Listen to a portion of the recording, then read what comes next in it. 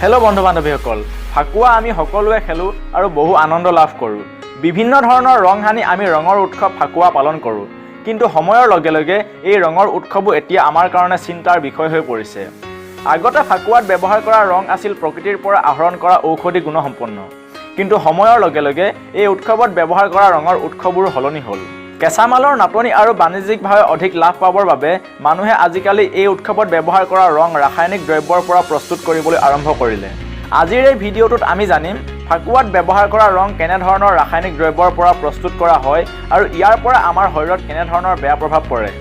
Hello' বন্ধু বান্ধৱীসকল, নমস্কাৰ। Initiate Assam চেনেলটোলৈ আপোনাক স্বাগতম।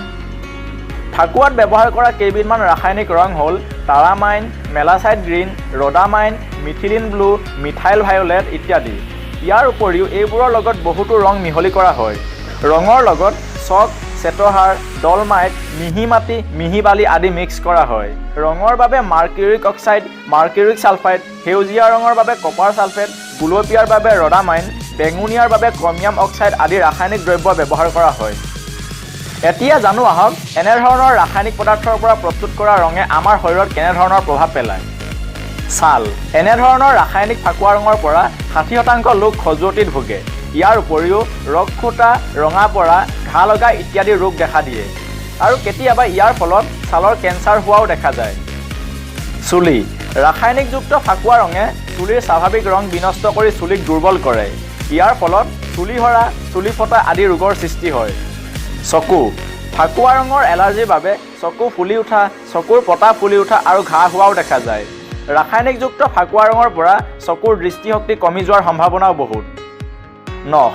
নখৰ গুৰিত ফাকুৱা জমা হৈ থাকিলে নখৰ বিভিন্ন ৰোগ হোৱা দেখা যায়। এনে কাৰণত নখৰ গুৰি ফুলি উঠা, ৰঙা পৰা, বিষ হোৱা, পুজ ওলোৱা আদি হোৱা দেখা যায়। বন্ধু বান্ধৱীসকল, ৰঙৰ উৎসৱ ফাকুৱাত আমি বহু আনন্দ লাভ কৰোঁ। কিন্তু বৰ্তমান সময়ৰ বাণিজ্যিকতাই যেন এই ৰঙৰ উৎসৱক ম্লান কৰি পেলাইছে। গতিকে ফাকুৱা খেলাৰ আগতে সাৱধান হওক আৰু এই ভিডিঅ'টো আপোনাৰ আত্মীয়সকললৈ শ্বেয়াৰ কৰক যাতে তেওঁলোকো সতৰ্ক হ'ব পাৰে।